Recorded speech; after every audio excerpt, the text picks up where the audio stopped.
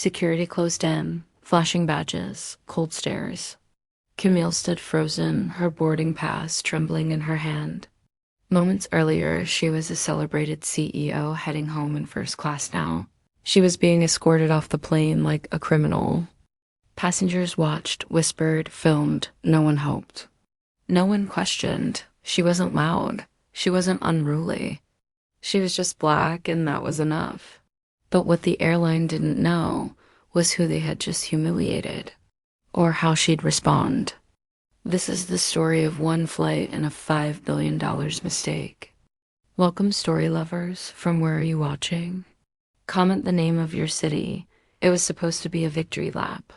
Camille Jordan, one of the youngest Black women to become a Fortune 500 CEO, had just sealed a multi-billion-dollar tech merger.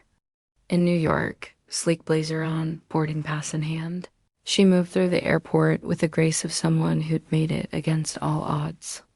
Years of tireless work, overlooked pitches, and boardrooms where she was the only Black face, it had all led here. She was flying home first class, finally breathing after months of high-stakes deals. As she sipped her coffee at the gate, passengers stole glances, some curious, others cold. But Camille's gotten used to the stares. What she hadn't gotten used to was being questioned for existing in spaces people didn't expect her to occupy. As the boarding call echoed through the terminal, she stood unaware that this flight would unravel more than just travel plans. Camille stepped onto the jet bridge, her mind still buzzing with the afterglow of success. But halfway to the plane, a voice barked behind her. "Ma'am, I need you to step aside." A security officer blocked her path, tall, expressionless, hand already on his radio. Confused, she looked around. Others kept boarding. She held up her ticket. "I'm in. 2A. His eyes didn't move. "We've had a report. Need to check something." Her chest tightened. She was used to scrutiny in boardrooms, not airport corridors. Another guard appeared, then another. No explanation, no apology. Just the cold, mechanical steps of a situation she'd seen play. Out in headlines, only now it was her.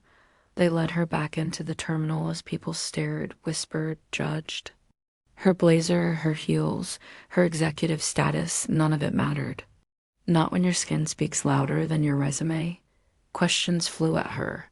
Was the ticket really hers? Was she traveling alone?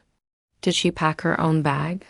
She answered calmly, but their tone only sharpened. A murmur in the crowd. Maybe she stole someone's identity.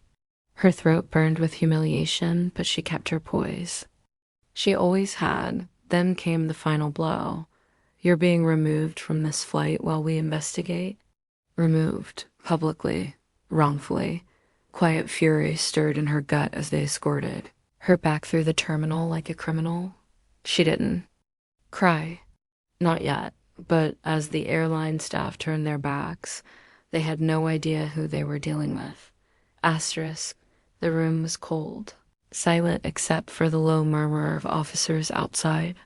Camille stared at the blank wall, her first-class seat taken, her dignity shredded. No apology, no admission. Just a Black woman stripped of her rights in front of a crowd that said nothing. And then, click, her assistant had recorded everything.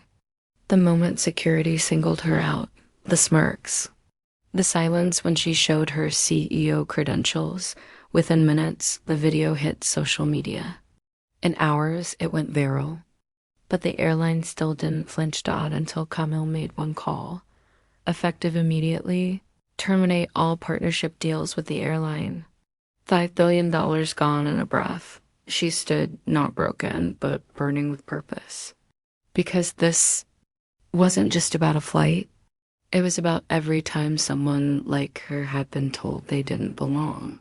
Dear audience, if you're enjoying this story, don't forget to give it a like. It really helps. Financial blow was heard across the industry. But even after all the headlines, what haunted her most wasn't the removal. It was how normal it felt. How many times had others endured this with no cameras, no power, no $5 billion to strike back? She returned to work, but something in her had shifted. She launched an initiative funding blacklit startups, naming it Gate 27 after the place.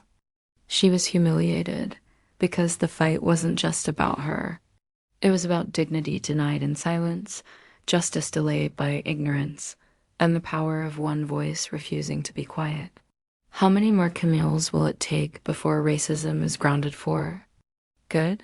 Thanks for watching. Subscribe to our channel for more powerful stories and new videos.